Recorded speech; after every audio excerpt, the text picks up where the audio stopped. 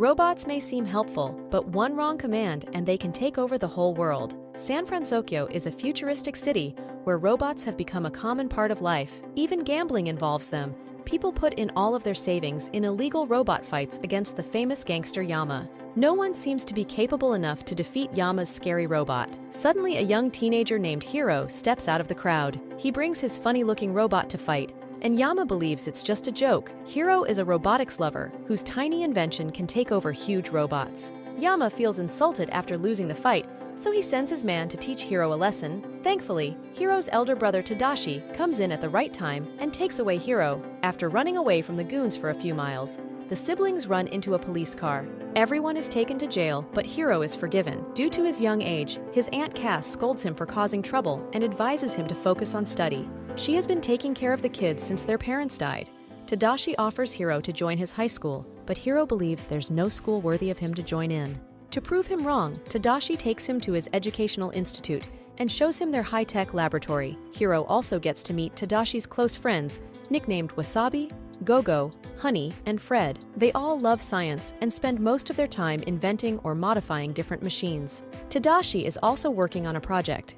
It's an inflatable robot called Baymax. Its purpose is to provide instant healthcare to its users. It activates on hearing any sound of distress, immediately scans the human's body for injuries, and only gets back to sleep when the patient is completely satisfied with its service. Hiro also gets to meet the famous scientist and robotics head of this institute, Robert Callahan. After getting the insights, Hiro realizes this is his dream institute. Though he's too young, he still can get admitted. The only thing he needs to do is impress Callahan at the Institute's annual robotics showcase. Hiro gets to work right away, but he can't figure out something unique. Tadashi suggests looking at things from a different angle, and that's how Hiro creates his biggest invention. He nervously presents it to the public, but people seem to be driven towards it. It's a technology called the microbots. They are tiny robots that can join to form literally anything. The CEO of famous tech company Alistair Cray wants to buy this invention at a huge price, but Hiro rejects the offer. He wants to stay with Callahan and modify his inventions further.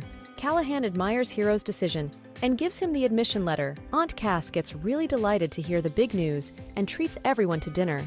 Tadashi excuses himself as he wants to have a word with Hiro. He appreciates his little brother for getting serious with his life. Finally, they both can achieve a bright future together. Hiro is eagerly looking forward to studying in the same class as his big brother, but fate has an unfortunate surprise. All of a sudden, the exhibition hall catches fire. Everyone evacuates in time, but Callahan is stuck inside. Tadashi can't let his mentor die. He jumps in the flames to save Callahan, but a huge blast kills both of them. Several weeks pass, but Hiro can't recover from the trauma. His classes have started, but he has no will to study without his brother around him. He hasn't been properly eating or sleeping for days. Hiro hits his toe while getting up, and the sound wakes up Baymax. He insists on treating the injuries, but Hiro doesn't want to. The only injury that's hurting him is Tadashi's absence, and it can't be treated. Hiro tries to put away Baymax, but he suddenly feels something moving in his pocket. It's one of the microbots he invented. Surprisingly, it's trying to go somewhere. Even though all the other microbots are destroyed in the fire, Hiro believes it's defective and puts it aside. Baymax assumes that fixing the microbot may fix Hiro's mood,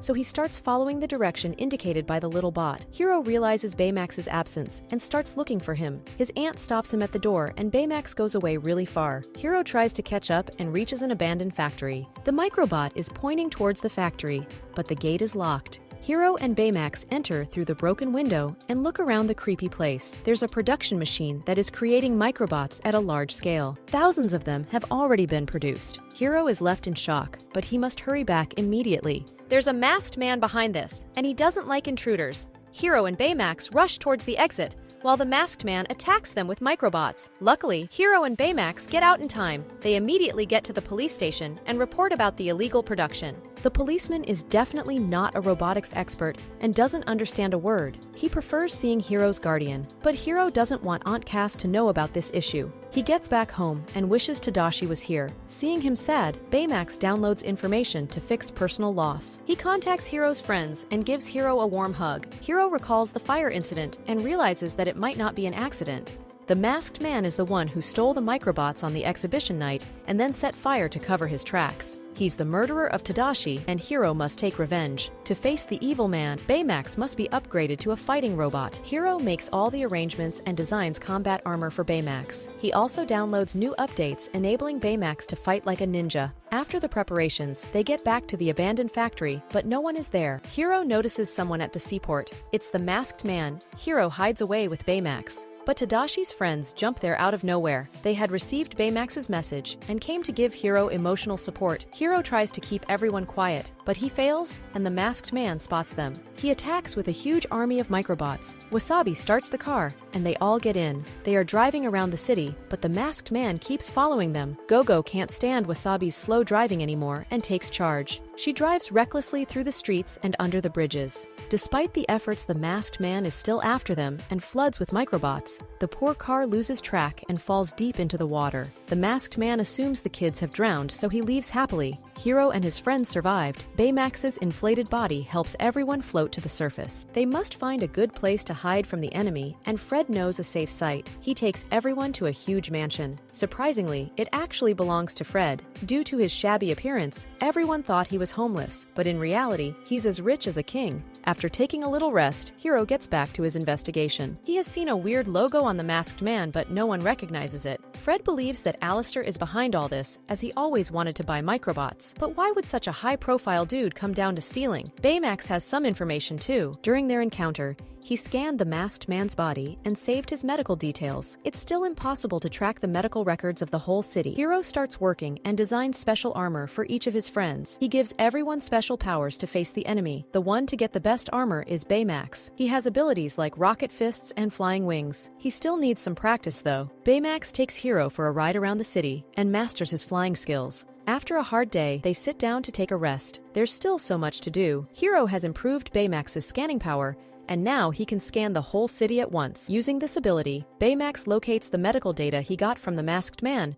It points towards a nearby island. Hiro and his friends fly to the island and find an abandoned headquarters there. While roaming around, they notice a destroyed laboratory with unique machines. Surprisingly, the computers there are still working. They recorded everything that once happened there. These were Alistair's headquarters and his high-tech labs. He had invented the most unbelievable device, the teleportation machine. Alistair exhibited its working by teleporting a hat, but he just didn't stop there. He wanted to experiment on human beings and sent one of his workers, named Abigail. The staff warned Alistair of some irregularities in the machine, but he didn't care and proceeded with the experiment. They started to lose contact with Abigail, and then one of the teleportation tunnel blasts. The government ordered the experiment to stop immediately and shut down the headquarters. However, Abigail wasn't seen ever again. As soon as they took his name, the masked man appeared and threw a huge stone at them. Baymax saves everyone and removes the stone. The kids haven't planned any strategy and start attacking randomly. Gogo tries to distract the man, while Honey and Wasabi look for a chance to attack. Unfortunately, the microbots are thousands in number, and it's impossible to defeat all of them. Finally,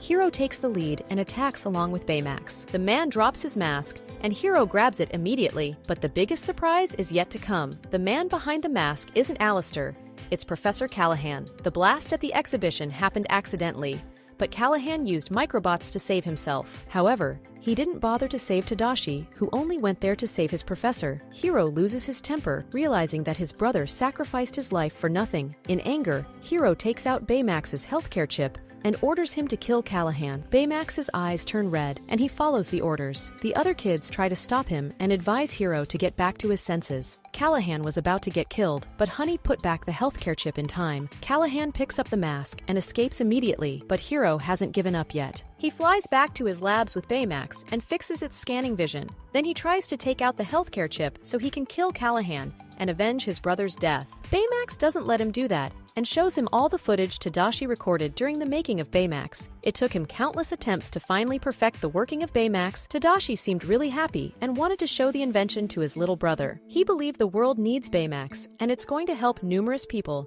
Hiro finally realizes that Tadashi never wanted violence and killing. Callahan definitely deserves a punishment, but he should be handed over to authorities. Hiro apologizes to everyone, and they plan to catch Callahan. From the raw footage, they discover that Abigail was Callahan's daughter. She died because of Alistair's carelessness, and her father wants a bitter revenge. The next day is a grand ceremony at Alistair's headquarters. Callahan comes there as an uninvited guest and grabs Alistair. He also brought the teleportation tunnel that sucked in the building in bits and pieces. Abigail was everything for Callahan, and he lost her, and now he wants Alistair to lose his everything. Hero and his friends reach there and try to convince Callahan to give up violence. Unfortunately, he isn't in a state to give up and attacks Hero's team. Everyone starts losing to the microbots, while Hero is hardly preventing himself from getting sucked inside the tunnel. He suddenly remembers Tadashi's advice of looking at things from a different angle. He sends these great words to his team, and they all start thinking out of the box. Baymax brings Hero back on the ground, and he gives the new plan. They will no longer aim for the mask, but instead,